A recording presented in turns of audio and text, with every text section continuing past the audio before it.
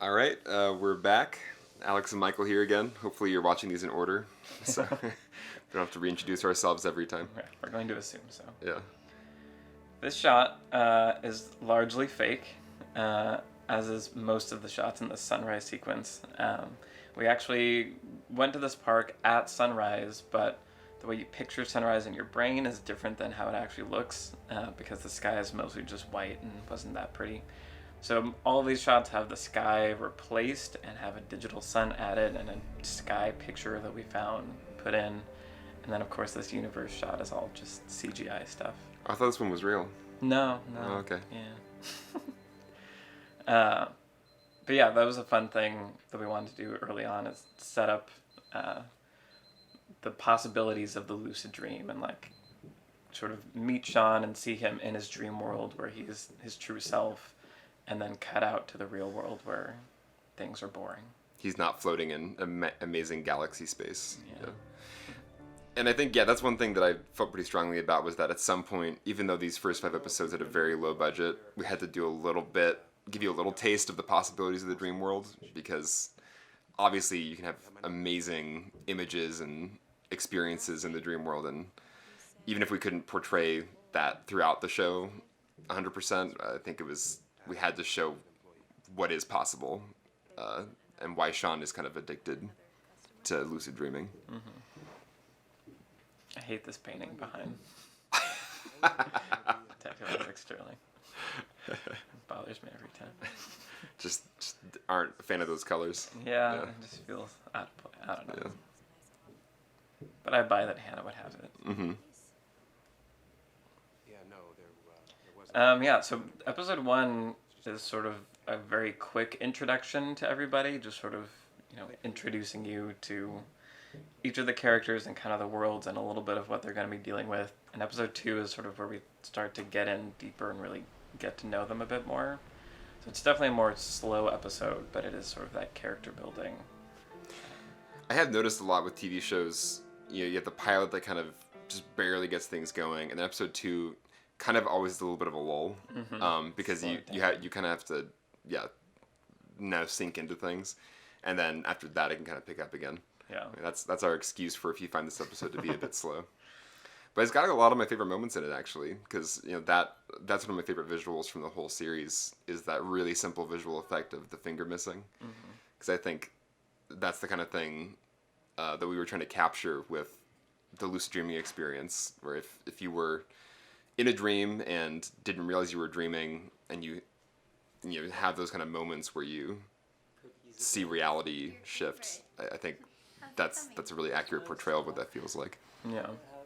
And with Noah, the sort of looping day that he's having, it was fun coming up with the ways that we were going to show that. And so, like, this scene is shot the same way as his scene in episode 1.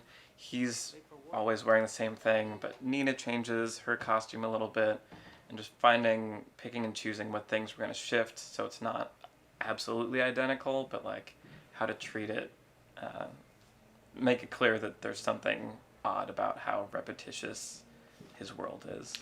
Also give everybody a hint, pay attention to Noah's glasses and when he's wearing them and when he is not. I don't think anybody's taken note of that online yet, but we actually were very deliberate about when he's wearing his glasses and when he isn't, and it actually does symbolize something. And so this was seen, you were saying, this is the one... Those shots were meant for episode 3, and we actually will revisit them in those same costumes in episode 3. Right. Because originally we had a scene with Sean and Hannah in the diner in episode 1 that was cut. And so when we got to working on episode 2, we realized that there was no setup of Sean and Hannah having this interaction in the dream world, or Sean, at least in his mind, he kind of imagines Hannah every night and has this fake relationship with her in the dream world. And so when we got to this scene and introducing Sean and him going to the coffee shop, it really didn't mean much because we didn't know yet that he had this dream relationship going on. So we basically repurposed some shots from episode 3, and I think it works because it kind of also shows that they have this pattern of kind of every night he has a rendezvous with her in the diner. It's kind of where he always reliably finds her. There were definitely a lot of changes made during the editing process and like moving scenes around. And originally it was written to be 4 episodes, but we found that when we broke it into 5, it had a much nicer flow to it. And I have forgotten most of the details.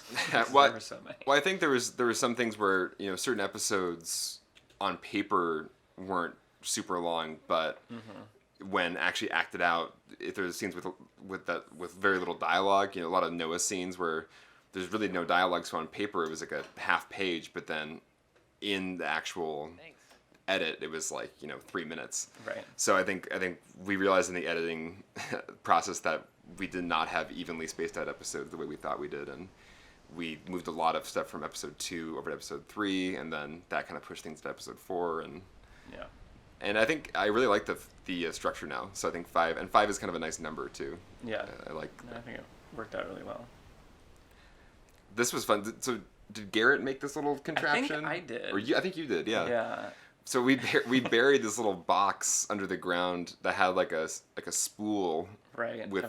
With a string wrapped around it, so that Noah could very slowly pull something out of the ground. Yeah.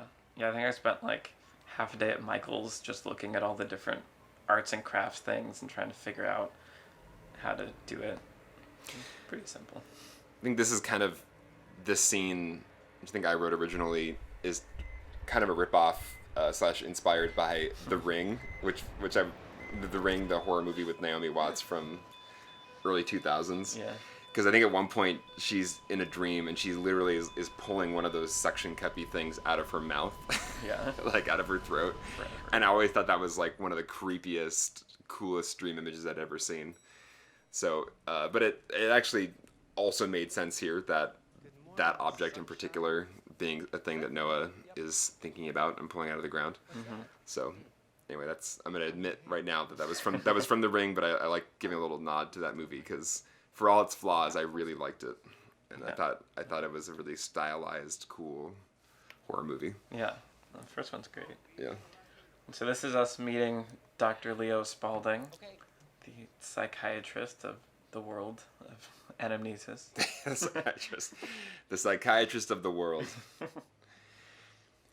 Yeah, one thing we wanted to establish was this kind of uneasy, kind of weird relationship him and Sean have, where Sean's his new assistant, he's kind of new working there, and Spaulding's a little bit nosy, and Sean's a private person who probably in the past, he's so into lucid dreaming, I think people have maybe judged him for that, and maybe thought that's kind of a weird hobby.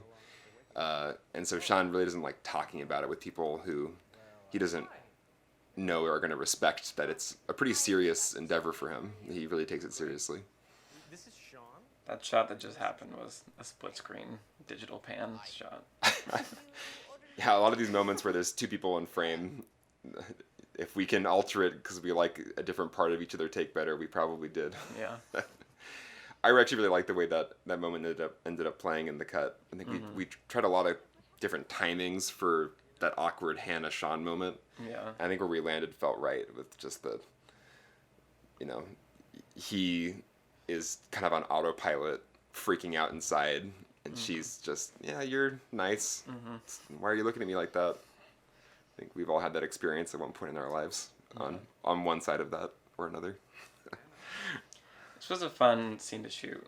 I like, just simple dialogue scenes where 2 people talk, and I feel like we spent a lot of time writing this scene and trying to figure out the best way to convey the information, but also like give Spaulding room to have kind of interesting reactions and just keep playing that kind of uneasy feeling that you have about Spaulding throughout the show.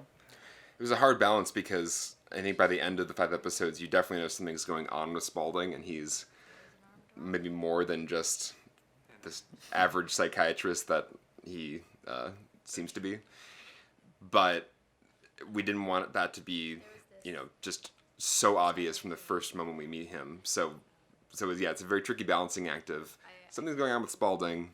We don't want him to, to trick people and not show that something's going on with him the whole time, but we also don't want it to be like distractingly obvious. So, but I think yeah, Brian's performance and the way this was cut kind of found a good middle ground. Yeah. And Mallory's really good in the scene. She's I love Mallory in this scene. Yeah.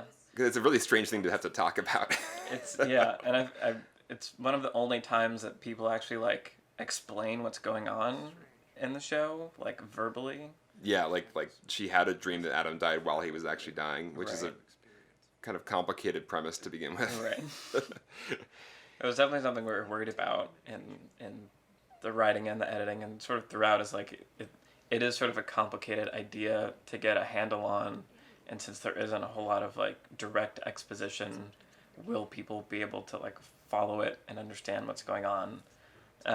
But it was actually really surprising when we showed the rough cut to people. They seemed to follow it really with no problem. So. Audiences, they're smarter than we think. One more thing I like about that scene is I think the dynamic between Hannah and Spaulding is interesting too. The way he's almost manipulating her to some degree, because I think one thing we thought about Hannah was that she deep down has this fear that maybe there's something wrong with her, that she actually when she has experiences like this, the one she had where she saw Adam dying, while he was actually dying, maybe there's something going on in her head that's not right, and she's a little crazy. Kind of something she shares with Noah to some degree. And it's almost like Spaulding knows that and kind of uses that to change the subject when he wants to. It's an alarm clock. Yeah. So our friend Greg Shear actually reprogrammed this alarm clock to have scrambled digits, which is awesome. And because we probably would have otherwise maybe done it as a digital visual effect, and I think it would have probably just looked a little cheesier and taken a lot of work and put it then. Sometimes it's really nice just to have a practical, old-fashioned on-set effect. I really hated the green of the screen of the clock and kept trying to find ways to change the color in post, but it was too much work and really not worth it. And maybe green is fine. Yeah. One thing, we already kind of passed it, but one thing that people may not notice is that the song playing on the alarm clock, as it gets closer to it, it obviously gets really distorted and loud and strange, but also even the words that are coming out of the singer's mouth become gibberish. And we actually recorded 2 versions of the song that is always playing on the alarm clock, and one of them is just a completely just gibberish made-up language, which was fun. Like Simlish. Yeah, it was very Simlish sounding, yeah. I really like this scene. I feel like this scene was shot, like, lit very well by Terrence. Yeah, it's a beautifully shot scene. Yeah, and the music from Brian Ricker is always amazing. Yeah, I don't know if people get it when the scene begins, but our whole idea was that this is Adam's desk, and it's kind of his personal space. And so when the scene starts off and she's kind of just sitting there staring at it, we were thinking this is kind of a strange moment for her of like, am I going to look at his stuff now that he's gone? And